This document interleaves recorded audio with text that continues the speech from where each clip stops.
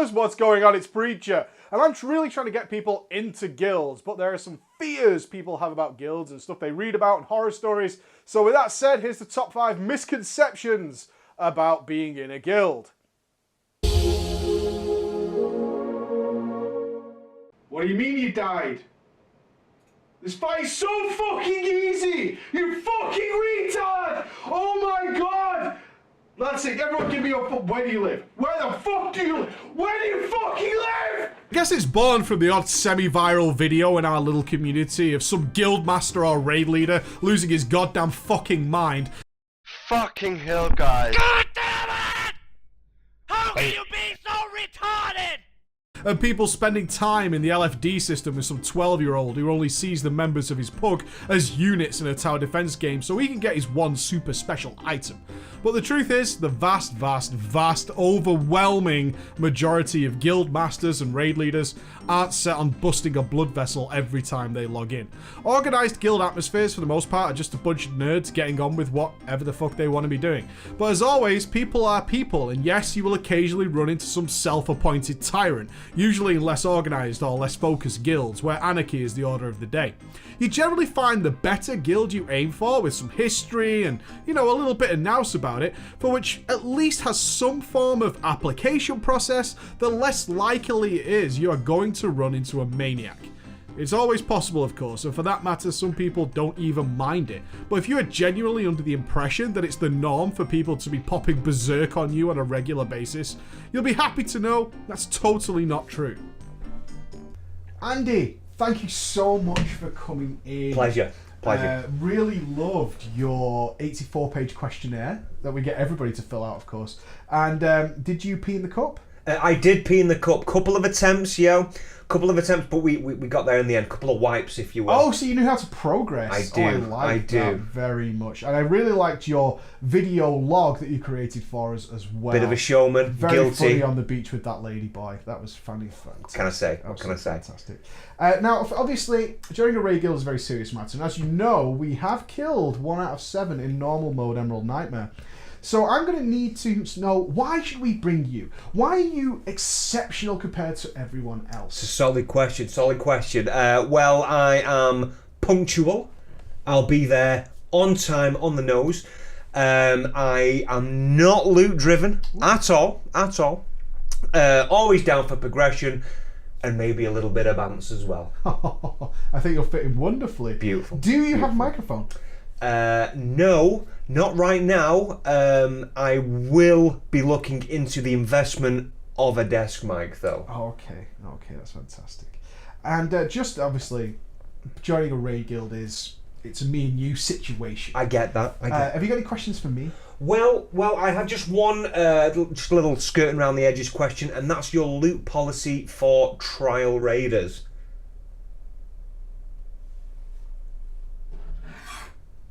Is it just the app process that makes people relate guild activity or raiding or any sort of organised content to a job?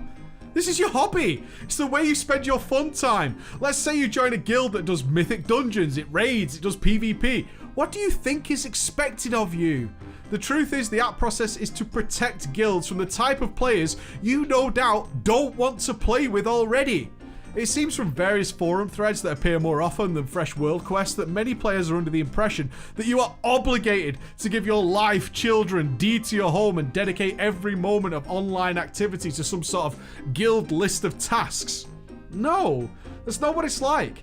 Let's say what is the biggest requirement you could possibly put on yourself, right? On dedicated guilds is a raid guild, right? That's the biggest commitment you can make. And what do they really expect of you?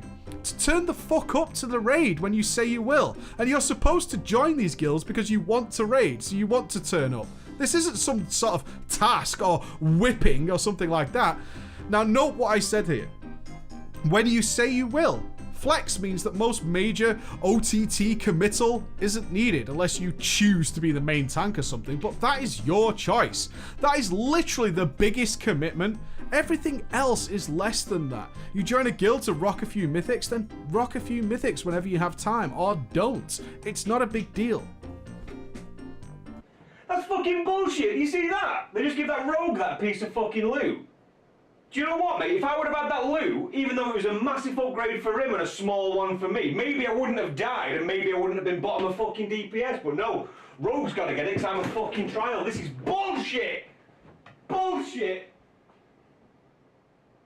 Okay, this one is tricky, and it's more raid specific than guild specific, but it could be a dissuasive point to new people, so please bear with me.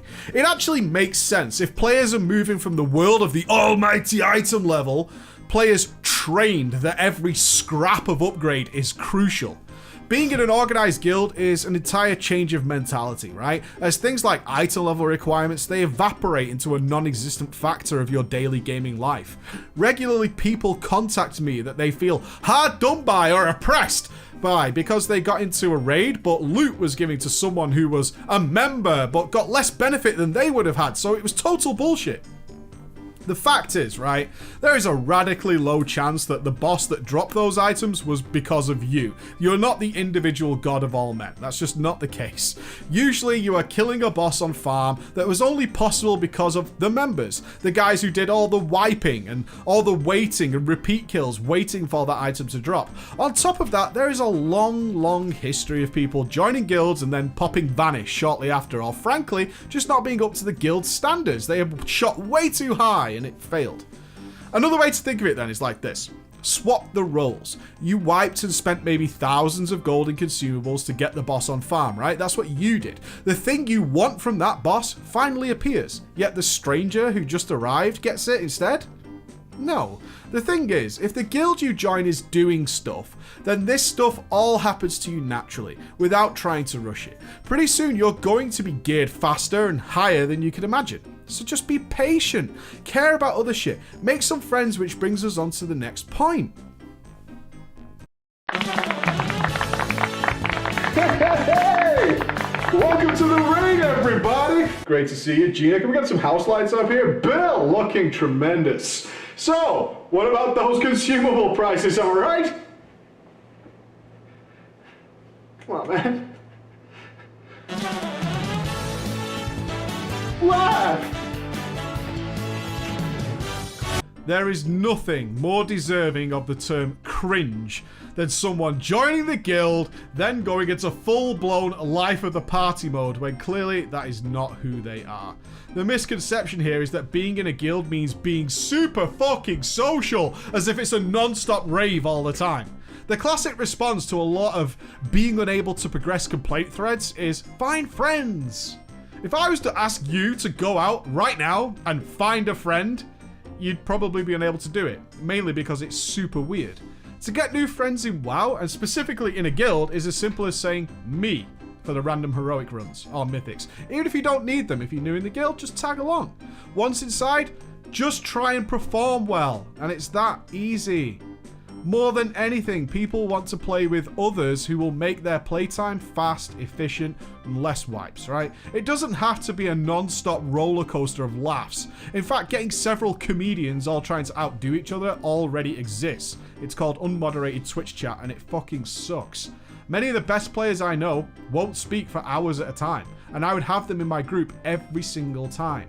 Note here though, even if you're super antisocial, and I get it, some of you are, being able to say a simple yes or no on voice comms when asked a question is just a huge benefit, but you don't have to go into your life history or do a stand-up routine.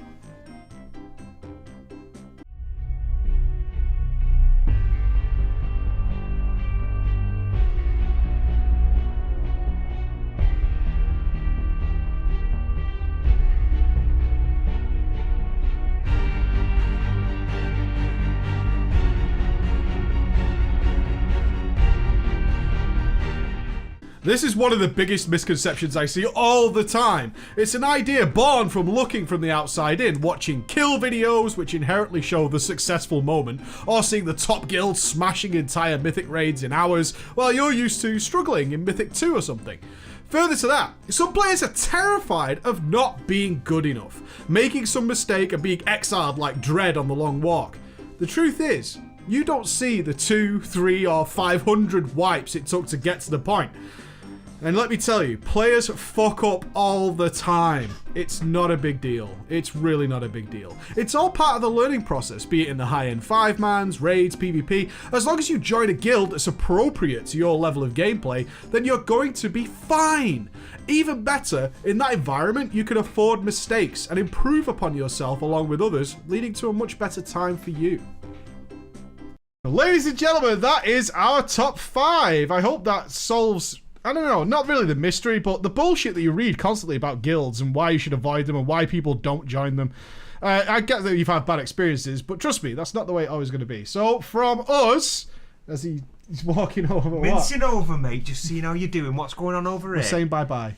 I'll see you next time, people. You take care of yourselves. See you, everybody. Peace out. Bye-bye.